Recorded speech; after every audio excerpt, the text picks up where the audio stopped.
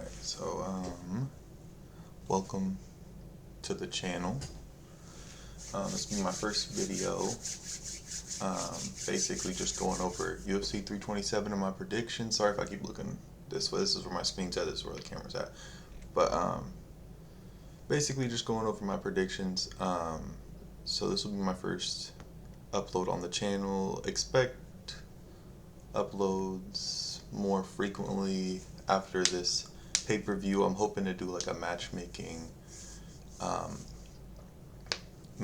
all the fighters after the pay-per-view, because I feel like that's somewhat a good idea. So let's just get straight into it. Enough of all that, let's just get straight into it. So we're gonna start down here. We got the Charles Radke Francisco Prado fight here, welterweight.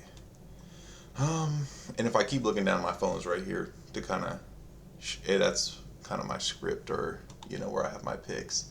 But yeah, this one, I mean, kind of just thrown together last second.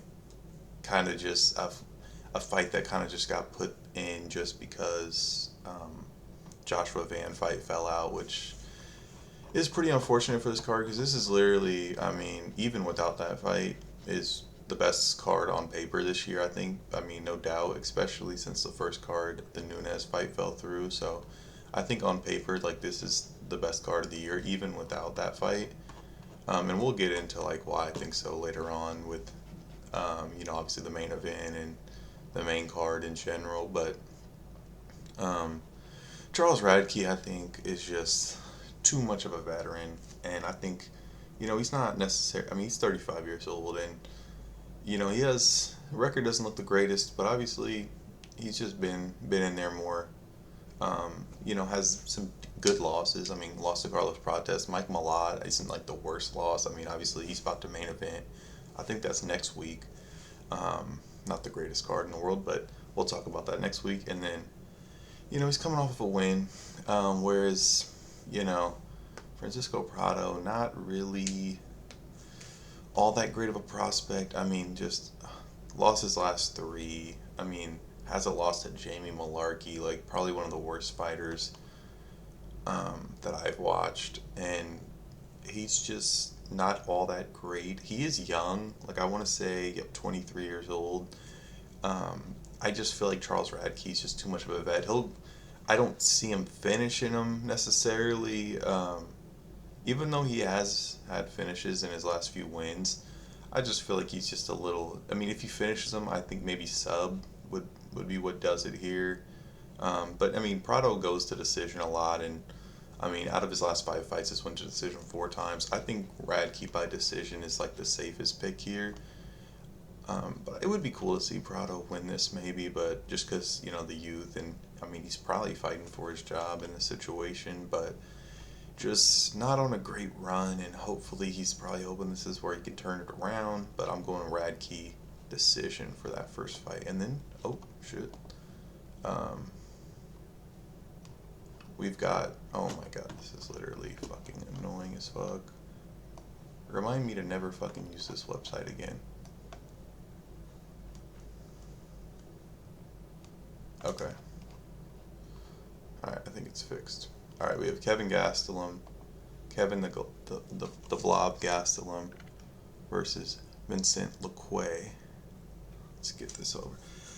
Honestly, Kevin Gastelum's a pretty solid fighter. For some reason, I just can't even full screen it, but I think it's probably because I have this one full screen, but like this shit is really just annoying as fuck, honestly. Alright, you know what? Hold on one second. Let me just do it like this, because this shit's literally just annoying. Alright, so we got, early prelims, okay. Yeah, so we have Kevin Gastelum, Kevin the Blob Gastelum going against Vincent Lequay. Battle of two unks, kind of two guys that are a little washed. But Kevin Gastelum, in my opinion, is like not all that horrible. Struggles to make weight every fight, it feels like recently. But I mean, I think leading up to this one, I think he will make weight. And then Lequay obviously moving up to middleweight, so this will be a new kind of thing for him. Moving up from welterweight, it's a pretty big jump. And he really hasn't been on the best run, but like he's fought like Joel Alvarez, who's like kind of really up and coming, and then Kevin Holland loss like is what it is. I mean, Kevin Holland, we'll talk about him later on this card, but I think Kelvin Gastelum is just kind of just better. Like I don't really see a way that LaQuay wins this. He's just not. I mean, he's good. It's just not necessarily on the level of Kelvin Gastelum, and um, I think Gastelum gets him by decision. I think his last three fights just went to decision, one being a loss to Pyfer. But I mean, taking Pyfer to decision, I don't think he's really got to worry about getting finished here after seeing what Pyfer did to Izzy. I mean, you know, I think this is one of my more safer picks in my opinion. If any bettors out there, I think Kelvin Gastelum. I don't know what the line's looking like. Yeah, it looks like Kelvin's a pretty decent favorite, but want to throw that on a parlay or something. I'm not betting on it, but I think that that's a pretty safe pick, honestly. And then we've got Chris Padilla, another, and versus Markel Medeiros. Another fight just thrown together. It seems like in the last week or so. Both of these guys are on a really good run right now. I don't even know if I've ever seen Medeiros fight before, but Chris I definitely have, and he's solid. I mean, he's a solid fighter.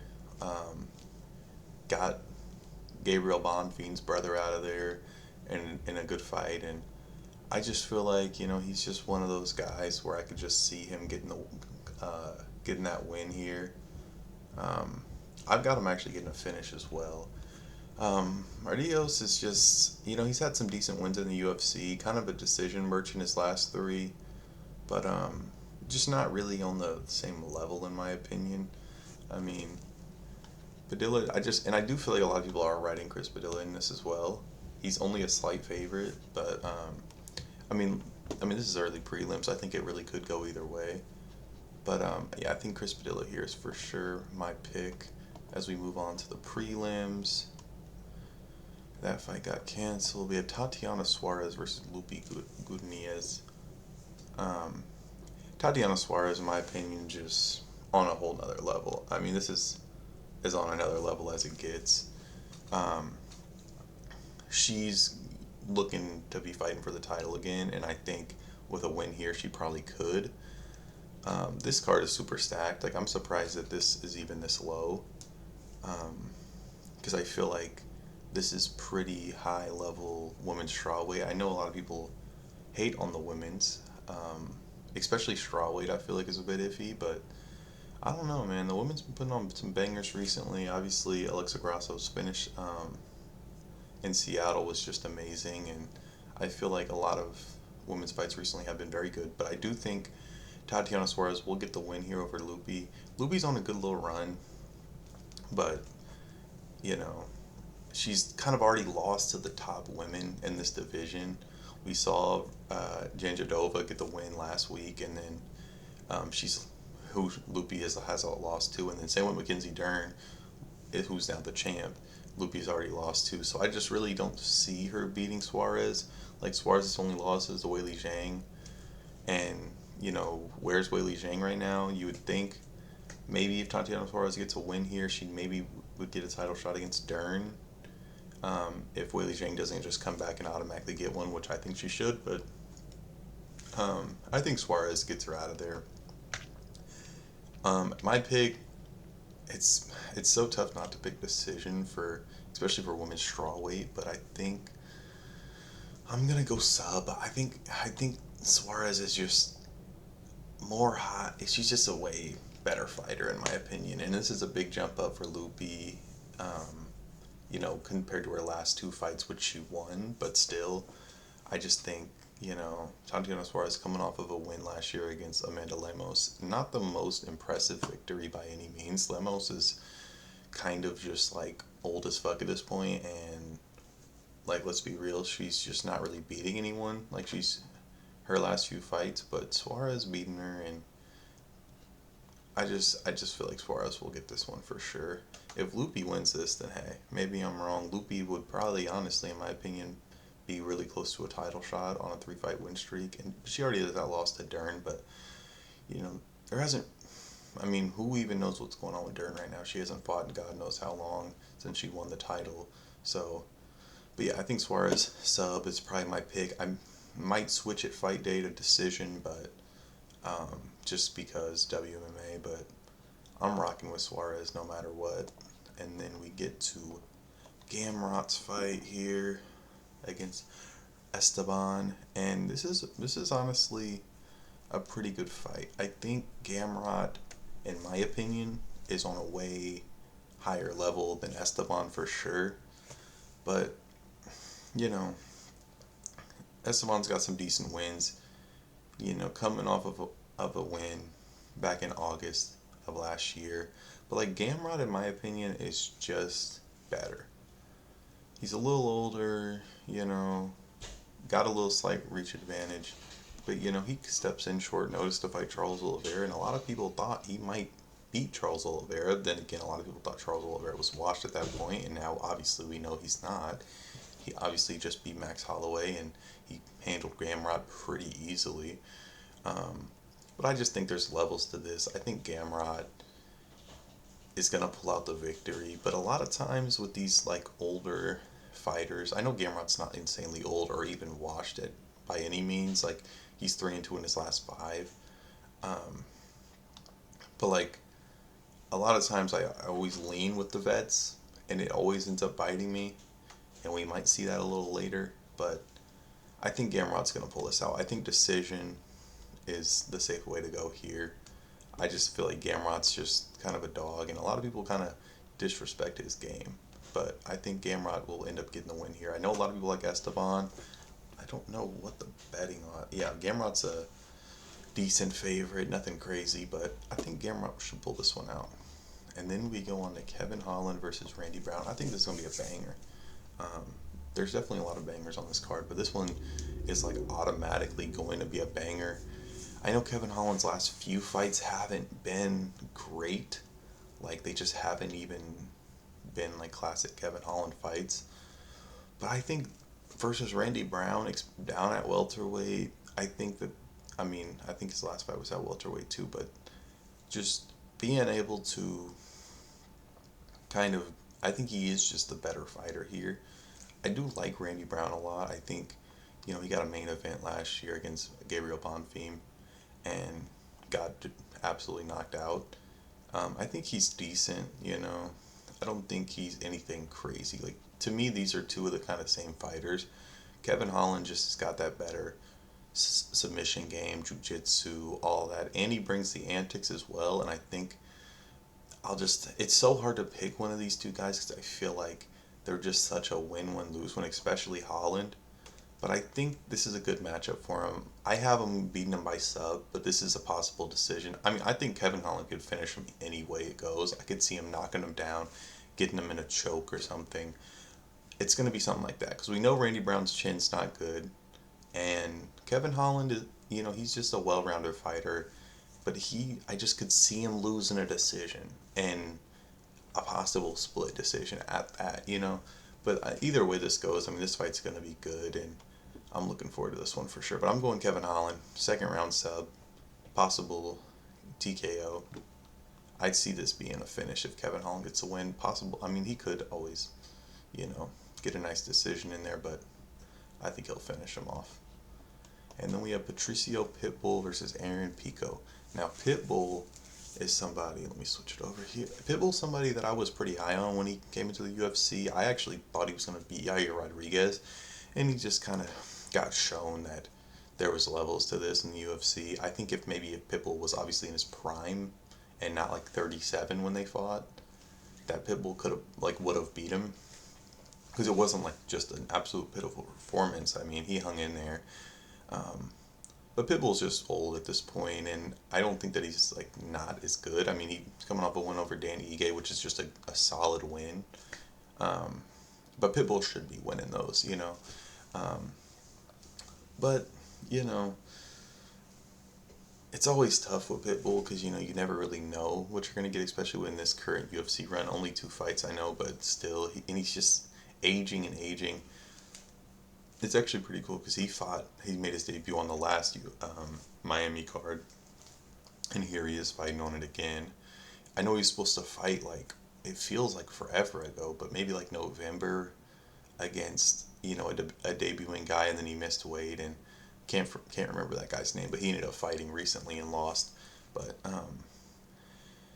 but Aaron Pico is like one of these guys that a lot of people hype up, and a lot of people think Aaron Pico's still has this very high stock in the UFC and as a fighter.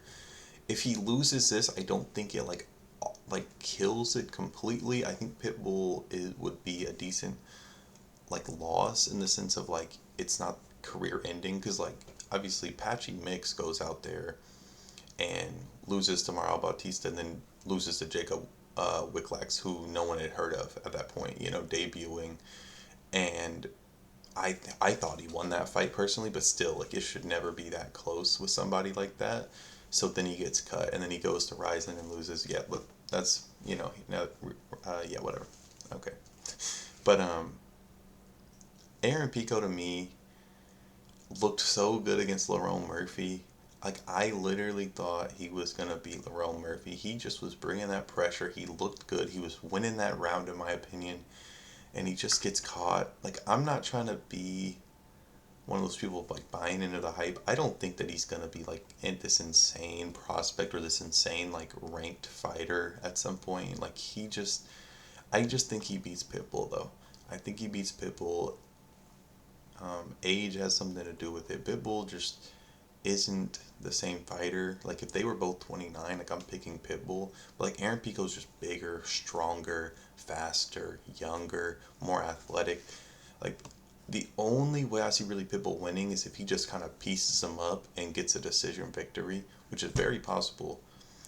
But I see Pico winning, and I actually think Pico's going to win by decision. I think he's going to play this more strategically, slow it down a little bit, not necessarily into the pace of Pitbull, but just into the pace to where, okay, I can out wrestle you, I can out grapple you, I can just out grind you, and I think that's what he's going to try to do. I hope, because I'm picking him by decision. But now on to the main card, where we get into some real bangers. We got Cub Swanson in his last fight of his career here. 42 years old, going up against Nate Landwehr. Old as fuck himself, honestly. Like, I think it's always gonna be tough for me to pick against, like Michael Chiesa last week. I know Nico Price was retiring too and nobody gave a fuck, but I just feel like Cub Swanson is still solid, and he hasn't fought in a few years, a year and a half. But just watching him in those embeddeds and watching him kind of before this fight, it just got me hyped for him, and I want him to win this, and I think he's gonna finish him. I think he's gonna knock out Nate Landwehr. Um, Landwehr is coming off of a few losses, and no one, not to, they're not like bad losses, crazy bad losses or anything, but I just feel like Cub Swanson could really catch him. But in the same sense, like I really do think Nate Landwehr could also fluke a win here. Not necessarily fluke, but like he's fighting someone who's 42 years old at featherweight. Like that's really not ever really seen, and if it is, it's not really ever successful. But Cub Swanson's one of those rare cases where I really don't feel like he's overstaying his welcome. I do see him getting this victory, like I said, by finish. I think either way, this fight's going to be a finish. I don't see this going to the judges, but I'm just going to lead Cub Swanson second round TKO. And then we have this absolute banger. We have Dominic Reyes versus Johnny Walker. I think this is an absolute banger. And sorry if you keep hearing that go off in the background. But anyways, Dominic Reyes versus Johnny Walker is an absolute banger. There's absolutely like no way that this isn't going to be a finish in the first round. I think this has potential to be fight of the night, finish of the night for sure. if not fight of the night, because like Yuri's on the card, so it's like very high chance Yuri gets fight of the night. But we'll get to that. But Reyes to me is just better than Johnny Walker. It's so hard to pick one of these two guys because they're so like chinny and just so you never know what they're gonna get. Dominic Reyes coming off the loss to Olberg. Not a bad loss considering Olberg's fighting for the title, could be our new champion. But I mean, I don't know. Johnny Walker I do like more than Reyes. Like I would rather Johnny Walker win. I think he's hilarious. I think he's just one of those fighters that you just kind of like. But I think you could say the same about Reyes. But Johnny Walker had a pretty good performance in China against Ming Yang, and which I stayed up to watch. And I don't know though. I think Dominic Reyes is just better. I think he's gonna knock him out in the first round for sure. I don't know. This one's tough. It's been kind of a coin flip. You could literally probably flip a coin.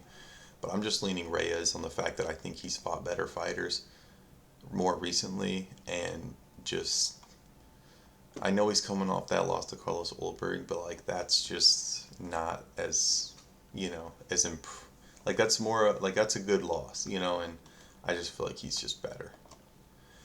And then we have this fight, which honestly I'm not even excited for this fucking fight because Curtis fucking Blades has to fight Josh Hochik. I fucking hate Josh Hochik with a fucking passion. This guy is literally scum, and I don't understand why anyone likes him. Now, it is good that I've recently been seeing a lot of hate towards him, which is good because I feel like a lot of people kind of liked him at first because he's fitting agendas, whatever. Throw all that shit out the window. I think he's annoying as fuck and weird as fuck. Like, I get wanting to do a character, and I love the WWE, but like this shit is not the WWE.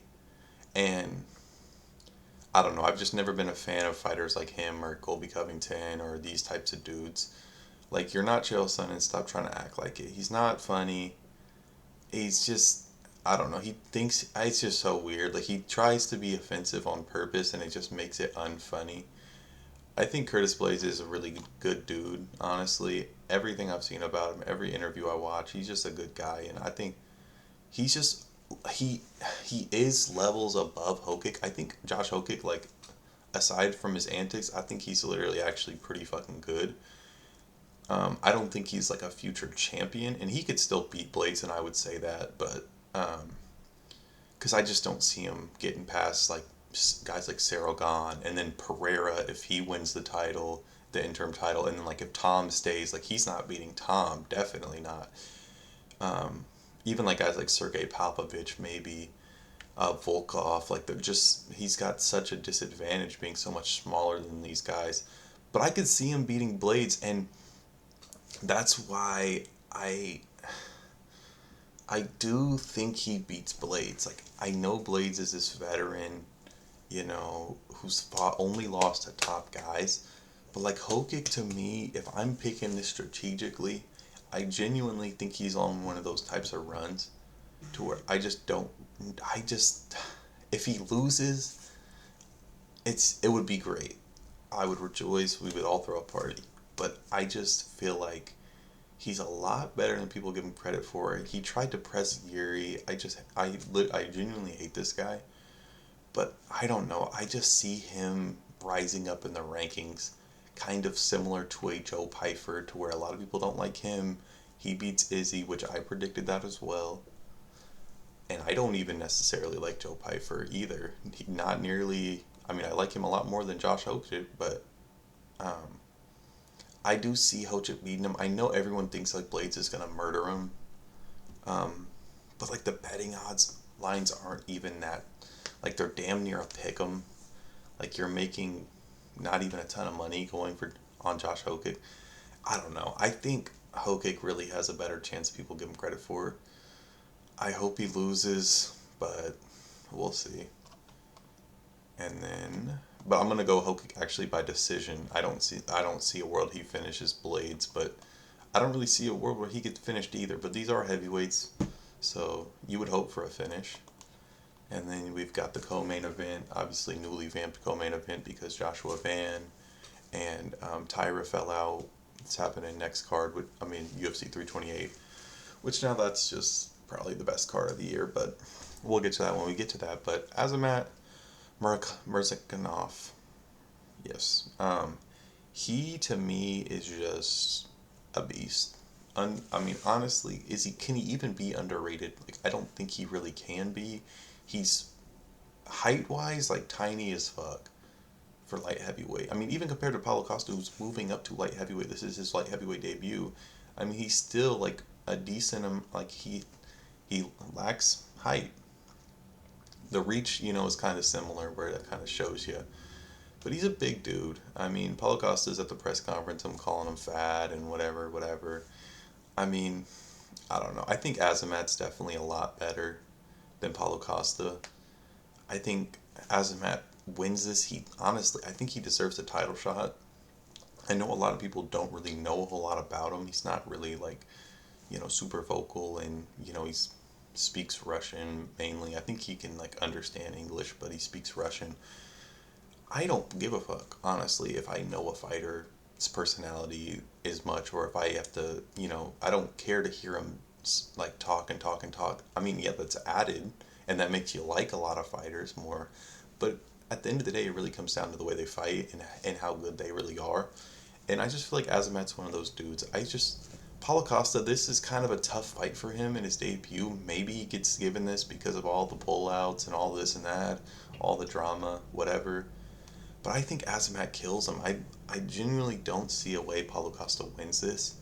Um, like, I don't know. I see Azamat either finish him. I could see it go to decision. I think my pick's going to end up being decision, just because Paulo Costa's got a great chin. But it's a different game at light heavyweight compared to middleweight, and we'll see. But I'm definitely riding Azamat. I think Azamat's probably my most safest pick. Like, if I had to, like, I would be surprised if Paulo Costa won. The betting odds do have Azamat as a pretty decent favorite, and I think he should be. I think, like, Azamat, in my opinion, is my biggest lock. I would genuinely be so surprised if Paulo Costa won this. As we go into the main event, the fight that we are all waiting for, Yuri Prochazka. As you see, probably my profile picture. One of my favorite fighters to watch. Just genuinely, just a great guy, and just watching his interviews are hilarious. Obviously, he's everything about him. He's just great. And he is going to be taking that belt. I love Yuri to death. I do feel like a lot of people are sleeping on Olberg. Now, he has been shown, we've seen pictures from Media Day, he's looking a little big. But not as fit, not as lean. But I don't think all that matters, really. I think it's going to be a great fight. Like, there's no way you put these two guys in the octagon and it's not going to be a great fight. Yuri alone is putting on a banger. But Alberg, man, he's underrated as fucking, like, in the sense of, like, putting on bangers. He's a worse version of Pereira to me. I don't really see this going to the ground at all unless Yuri wants it to go there. But yeah, I mean, like, this wouldn't be the most insane upset. I feel like people need to kind of, like, come to terms with the fact that Olberg might just win this. And he might just be our light heavyweight champion. And I like Olberg, honestly. I really do like Olberg. It's just, I love Yuri, and Olberg is, 35 at this point, so I'm not even necessarily going to say, like, oh, he's going to be champion one day. I mean, he could be. 35 is not insanely old for light heavyweight. But, like, this is Yuri's time. Pereira moves up. That's his only losses in the UFC. This is Yuri's time to take that title back after having to vacate it. I have him getting it done in the second round. Either way, this is going to be a KO here. But I have this going to Yuri Prochazka, which I know is the favorite pick. But, I mean, of course, that's how I feel like it's going to go. But anyways, this will be the end of my first video and my UFC 327 predictions. I'm going to hope to, like, for every prediction, like, I'm going to put one out for Burns versus Mallet and so-and-so versus so-and-so. I'm going to put one out every week or every fight and then have, like, a record tallied. on my picks, because like I'm not the greatest picker in the world. I'm gonna be honest. Like a lot, I'm probably gonna go like 50 percent on these picks. But you know, it'd be nice. But that's why I'm just gonna have a tally for every time and see where that leads us. And if you are watching this and still watching this whole video, I appreciate it. And leave a comment and a like and subscribe if you want. It's free. And hopefully I'll be uploading more content, so stay tuned for that. And thank you for watching.